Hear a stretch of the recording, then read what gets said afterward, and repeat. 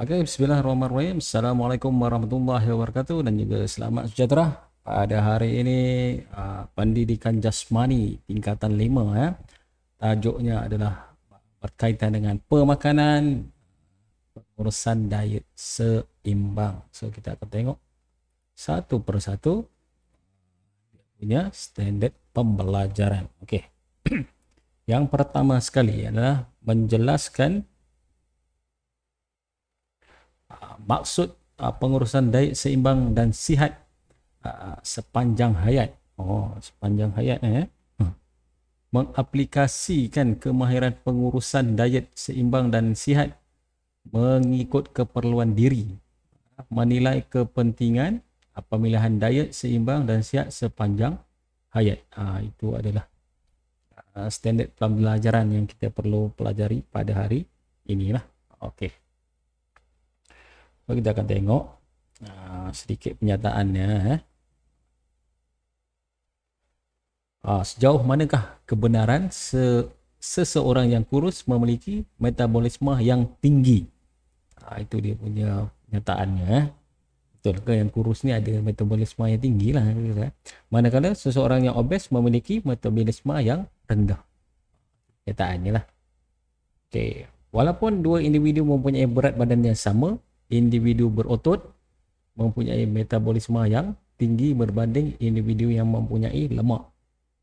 Kebiasaannya, kurus atau gemuk seseorang individu itu diukur dengan menggunakan indeks jisim badan. Okay, indeks jisim badan ni BMI lah, body mass index ni. Indeks jisim badan ni dia dalam bahasa Melayu lah. Berat badan bergantung kepada keseimbangan kalori yang diambil dengan kalori yang dibakar. Ambil berapa banyak kalori, kita bakar berapa banyak kalori. Mesti seimbang. Kalau tidak, dia akan disimpan sebagai lemak pula. Ketika proses ini berlaku, kalori daripada karbohidrat, lemak dan protein bergabung dengan oksigen untuk membebaskan tenaga yang diperlukan untuk tubuh berfungsi. Okey. Remaja memerlukan makanan dan vitamin secukupnya untuk tumbuh besaran dan kesihatan berterusan. Antara inisiatif yang telah diambil Kementerian Kesihatan Malaysia adalah seperti Kementerian Kesihatan Malaysia seperti program Pinggan Sihat Malaysia. Program ini bertujuan menyadarkan masyarakat agar mengambil makanan dalam kuantiti yang sewajarnya. Okey. Itu dia punya pernyataan-pernyataannya lah. Okey, yang seterusnya adalah kita akan tengok. Ini adalah contohlah bersenam untuk kesihatan diri, maka pemakanan yang sihat. Okey. Pengurusan diet seimbang dan sihat sepanjang hayat. Okey, yang pertama tadi kita tengok ni lah. Ini yang paling penting sekali ya. Mana-mana diet pun inilah dia. Okey, mana-mana diet pun ini adalah yang paling penting sekali. Apa benda ni Okey, benda pula ni. Ini adalah pemakanan sihat pinggan sihat ya. Yang paling penting ni kita besarkan sedikit, kita zoom supaya semua orang nampak bahawa ini adalah paling penting. So pinggan sihat kita, yang paling suku-suku separuh, dia punya hashtag dia, slogannya ke, suku-suku rujukan kata ke apa ke, tak tahulah namanya, tapi dia suku-suku separuh ni betul. Ini paling baik sekali So nasi ini suku. Okey. Ini suku. Lauk ataupun protein. Yang nasi tadi karbohidrat, protein. Ini pun suku. Ini separuh. Ini separuh. Okey. Namakan suku-suku separuh. Sayur-sayuran ke, buah-buahan ke mesti banyak. Lepas tu ada air. Ditambah dengan air masak lah. Okey. Dengan air masak lah. Air kosong. Itu adalah pengurusan terbaik sekali untuk semua segala diet-diet untuk pemakanan Pengurusan diet seimbang bermaksud amalan pemakanan yang bersesuaian dengan keperluan diri seperti piramid makanan Malaysia. Dia ada baru sekali piramid makanan Malaysia ni yang dikeluarkan oleh Kementerian Kesihatan. Nanti kita tengoklah, kita cari Diet seimbang memerlukan pengambilan makanan yang cukup untuk keperluan tubuh yang mengandungi nutrien yang lengkap seperti karbohidrat, vitamin. Ni nutrien ni mesti lengkap. Apa yang nak lengkap tu, kita tengok. Kita try. Kita akan buat. Okay. Karbohidrat ada, vitamin ada, mineral ada, air ada. Tu nutrien lengkap tu. Nutrien yang diperlukan untuk berbeza. Berbeza mengikut usia jantina, semua dia berbeza. Dia usia jantina, tahap kesihatan, jenis aktiviti, kerjaan apa semua berbeza. Manakala pemakanan sihat merujuk kepada pengambilan pelbagai jenis makanan mengikut saranan intervensi pengurusan berat badan Malaysia 2018. Bagi masyarakat Malaysia mengamalkan secara hidup sihat, pinggan sihat telah dihasilkan. Ni pinggan sihat oleh Kementerian Kesihatan Malaysia sebagai infografik untuk merancang pengambilan makanan dalam setiap hidangan. Jadi dia adalah suku-suku separuh. Pinggan sihat Malaysia menunjukkan jumlah keperluan makanan yang dimakan bagi setiap kumpulan makanan untuk hidangan utama seperti dalam rajah pinggan sihat rajah tadilah yang ni. Okey. Tujuan pengurusan diet seimbang dan sihat sepanjang hayat ni kenapa ni Kenapa kena ambil pula kan? Yang pertama sekali tumbuhan yang setara, dia kata. Tumbuhan yang setara. Tumbuhan pula lah. Tumbesaran yang setara. Tumbesaran yang setara. Tubuh badan menerima semua zat makanan dia perlukan untuk membina tubuh badan yang sihat. Nombor satu tu. Okey. Tubuh badan yang sihat dan kuat membolehkan para remaja membesar mengikut kesesuaian umur mereka. Okey. Nombor dua, mengelakkan masalah obesiti. Obesiti ni biasa di Malaysia ni, ya Allah, sangat-sangat sinonim dah sekarang ni obesiti. Disebabkan oleh kita ni banyak makanan di Malaysia ni sedap-sedap semua.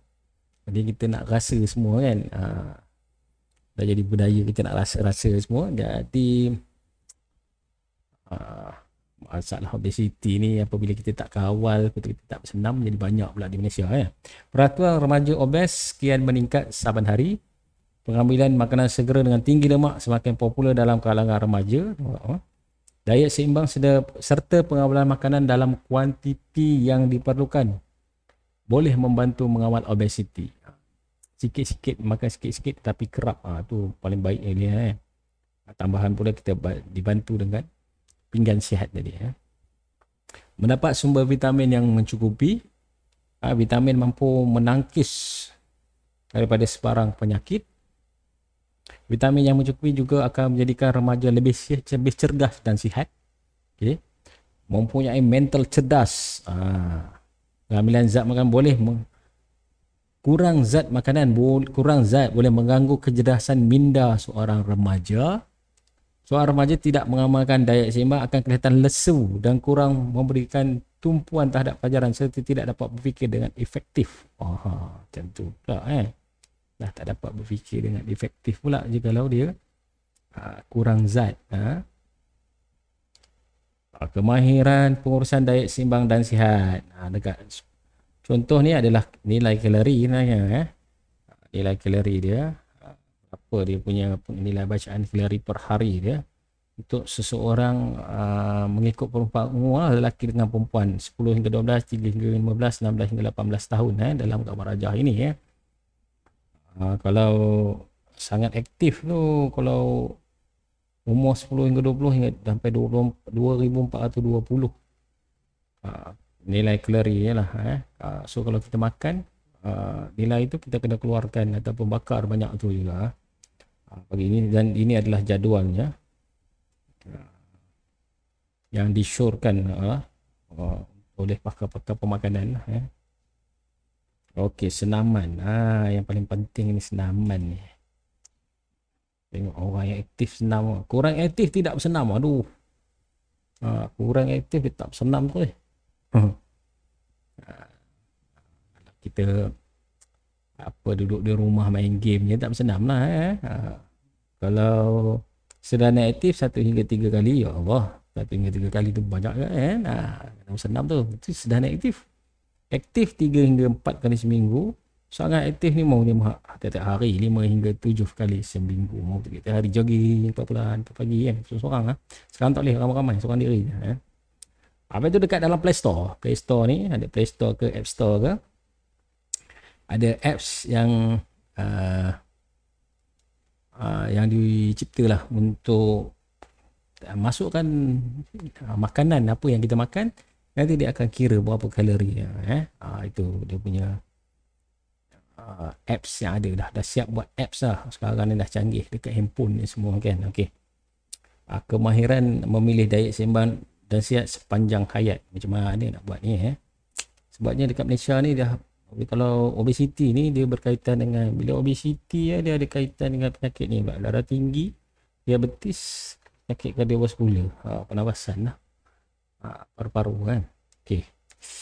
Paru-parunya, jantungnya, bahagian, bayangkan 3 bahagian ni. So tadi kita dah bagi tahu dah tadi So suku-suku paruh, ini bahagian suku. Ini bahagian suku. Sini adalah separuh. Jadi suku-suku separuh. Bila suku-suku separuh ni ada di pemakanan diet yang seimbang, kalau kita amalkan dia jadi sepanjang hayat cukup baiklah. Okey, so satu bahagian pertama ini adalah yang dia kata tinggi tinggi karbohidrat.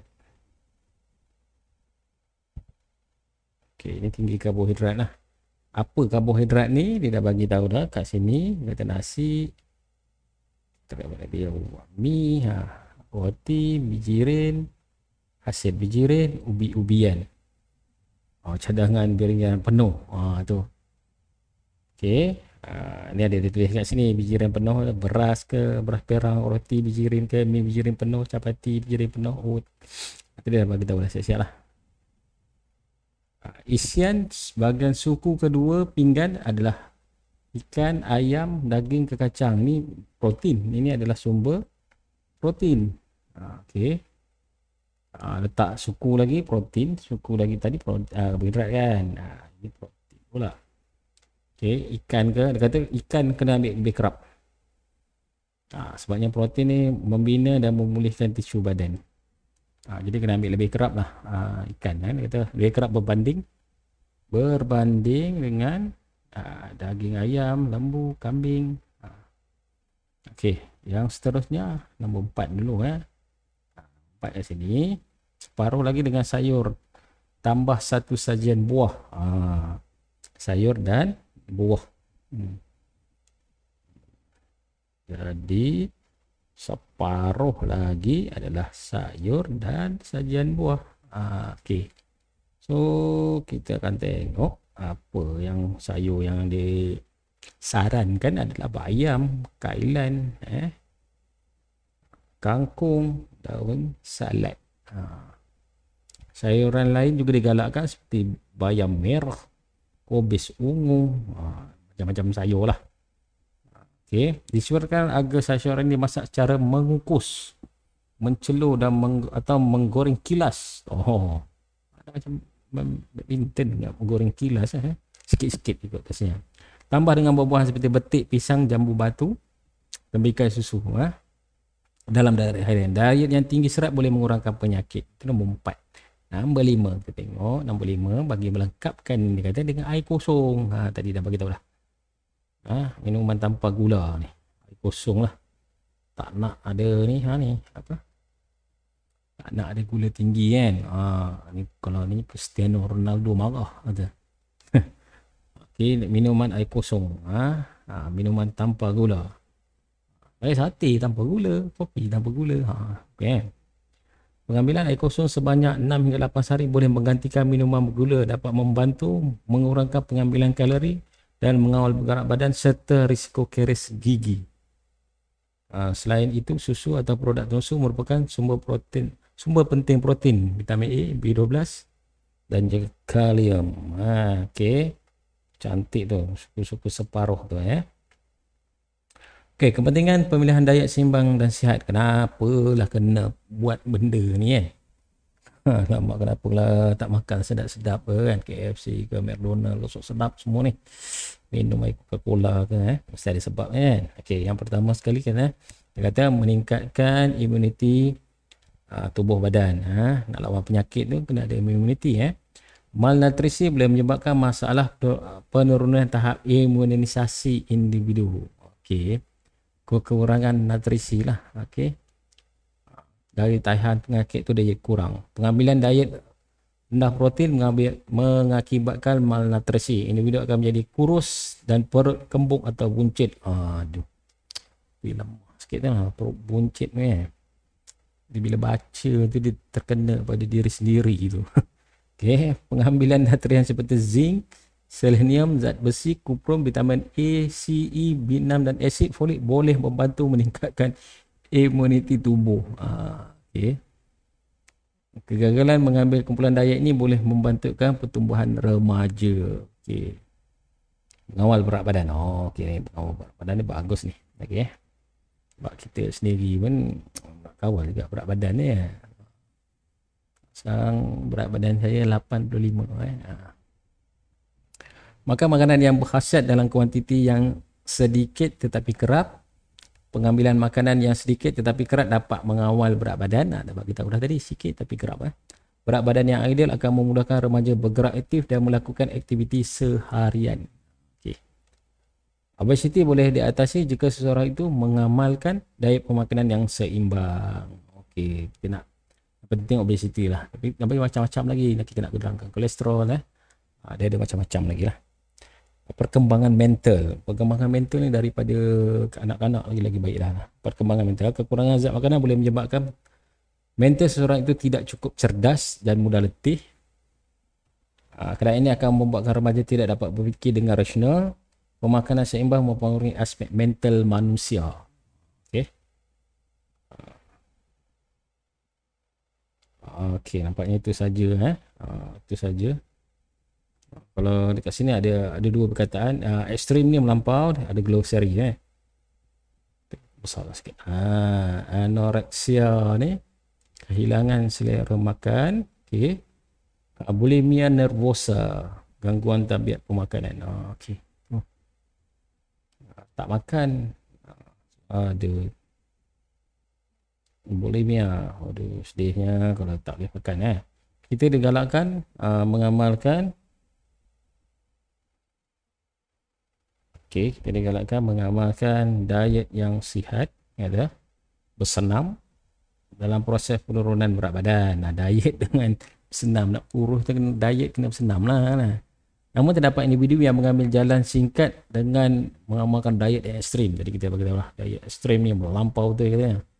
Amalan diet ekstrim boleh menyebabkan penyakit anoreksia, tak nak makan. Anoreksia tadi, kehilangan selera makan, dan bulimia nervosa ni kalau ni kurus sangat. Penyakit ini mempunyai kesan fisiologi yang boleh menjejakkan kehidupan dan emosi seseorang.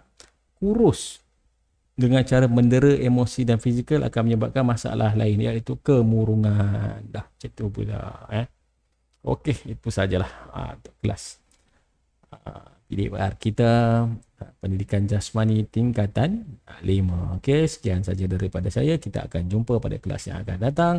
Assalamualaikum dan juga selamat sejahtera. Terima kasih.